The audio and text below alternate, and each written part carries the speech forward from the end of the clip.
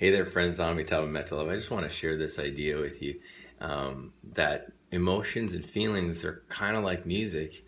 There's lots of different kinds of music, but it's not always pleasing, and it's not always pleasing to everyone. It might be pleasing to you, but to someone else, it might not be pleasing. It might be brash, abrasive, and offensive sounding.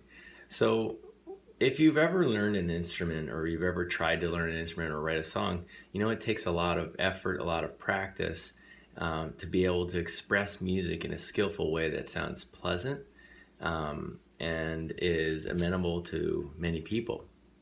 And emotions and feelings are like that also. We think that they're all beautiful, just as someone who writes their first song thinks it's amazing. It's probably not. But if we spend some time with our emotions and feelings, we actually will find that maybe my thoughts are not so beautiful. Maybe I do have some shit thoughts. Maybe I do have some shit music. Maybe the guitar playing that sounds so incredible to me doesn't sound so amazing to everyone. So it's important to take some time, and this is what meditation can do for us. Is it gives us the ability to stop and observe the thoughts and listen to the thoughts and see what they're actually saying, and to judge our thoughts. And I'm not saying we should say all thoughts are bad. But some of them are bad. Some of them are unskillful. Some of them are useless. They're pointless. So there are wholesome and unwholesome thoughts the Buddha talks about. So wholesome thoughts would be ones of loving kindness, acceptance, appreciation, equanimity. When I say acceptance, I really mean equanimity. Sympathetic joy, compassion. These are the Brahma Viharas that the Buddha talks about. But unwholesome mind states would be anger, wanting, craving, need, jealousy, any of these states that are unsettling. You'll notice the Brahmaviharas are all peaceful. You're equanimous. Oh, I feel so equanimous. You feel loving kindness. Oh, I feel I just feel so much love. I'm sharing so much love. Gratitude. Oh, sympathetic joy is called, or empathetic joy. Oh, I hope may they be safe and happy. May they, I'm grateful for their achievements, and compassion. May they be safe. These are all coming from a peaceful place. They're not coming from like, oh man, I really need this to happen. That craving, that wanting, wanting other people to hear our opinions, wanting other people to understand us, to feel our feelings, to allow us to feel, to understand our viewpoint. These are all unsettled emotions. Anger, for sure. Any type of anger is definitely an unwholesome, unskillful mind state. We've allowed the mind to become so attached to an idea that we need other people to understand it otherwise. And and really it's really just showing how insecure we are about our ideas, or how arrogant we are about our ideas. And the fact is, if something is the truth, it doesn't need you or me to defend it. The truth is the truth. And this gets really challenging, especially with politics in particular, because there are different sides of the story with politics. There are different sides of the story with emotions, and not everybody's going to agree. And the fact is, the truth doesn't need defending. It doesn't care. And there's nothing we can do to save this world. There's nothing we can do. Can't change the world. Can't change others. The only thing we can do is change ourselves. The only thing we can do is notice, hey, I'm feeling something right now, and I'm feeling agitated. I'm feeling restless. And restlessness and remorse. This is one of the 5 hindrances the Buddha talks about. So we can notice it and feel I'm unsettled. And I feel better when I'm settled. I feel more peaceful, happy, equanimous. I feel more satisfied in my life when I feel settled. So I should really settle myself and settle this emotion to the point where it is completely pointless to share. I don't need to share it at all. Until I can get to that point, there's still some sort of agitation there. So it's challenging to do. I'm not saying I've done it skillfully every time. I certainly haven't. But this is the way. This is the true spiritual path.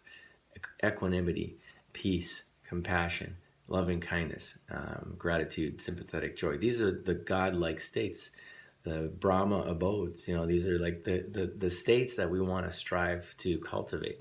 And the only way we strive is by letting go and being completely giving and loving and sharing, letting go our own views. In the Karyana Metta Sutta, the Buddha says, freed from fixed views, one will not be born again into this world. And that really, it's not just about being reborn into another body. It's about rebirthing ourselves into new mind states and becoming again and again and again and again into this same mind state where we just get stuck and we can't stop, and we have to do this. We have to say this. We have to make people understand. We have to share this view. All that comes from being unsettled. So being detached from fixed view, that means being detached from any views, even the truth. And this is the way we're going to experience and know peace and make real progress on the spiritual path. We all want to, feel happy, peaceful, make spiritual progress. Equanimity is the ticket. Compassion is the ticket. Loving kindness, pure loving kindness that doesn't have any need from another. Just may they be safe and happy, feeling this joy and sharing that with them. All of the four Brahma Viharas, compassion, may they be free from suffering. May they be peaceful. May they be free from harm. I can understand why they're feeling that way. Because if I was them and I had the understanding that they had, not to judge it, that's their understanding. It may be unwholesome, but if I was them, I would probably feel the same way. I can understand that at least. And I'm not going to try to contribute to that. I'm not going to try to make them change. It's hard. This is hard work, but this is the real spiritual work. I just want to share this with you. The best way to do this is through concentration meditation and contemplation. So there are two kind of, there's the concentration and the contemplation. We have to kind of hold these together. We can't just concentrate and expect that we're going to get all the answers. We do have to contemplate our lives, cause and effect, the karma, or karma, as the Buddha says in Pali.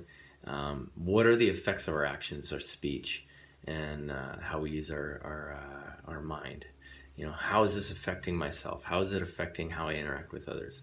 So we need to make sure that, we really analyze our life and find out, what is the effect of my life? Is it improving the world, or is it just doing what everyone else is doing? Is it just trying to get, making things agitated, complaining? So it's a challenging job that we have here on the spiritual path, but it's doable.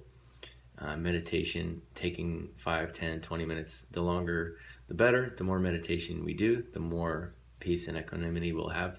If you don't know how to meditate, I suggest finding somebody that knows how to help you get through the 5 hindrances and study what the 5 hindrances are, and the 5 aggregates of clinging that the Buddha talks about, because this is the way to meditate successfully, is by knowing the 5 aggregates that are not self, because this is why we're agitated, because we think the body, the feeling, the perceptions, the mental formations, and our consciousness, our conscious perceptions and awareness, we think these are all me, mine, myself, and that's why we get agitated. That's why we start to have those hindrances.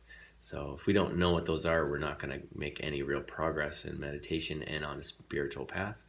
I wish great success for you and for me on our spiritual paths, and may you be safe and happy.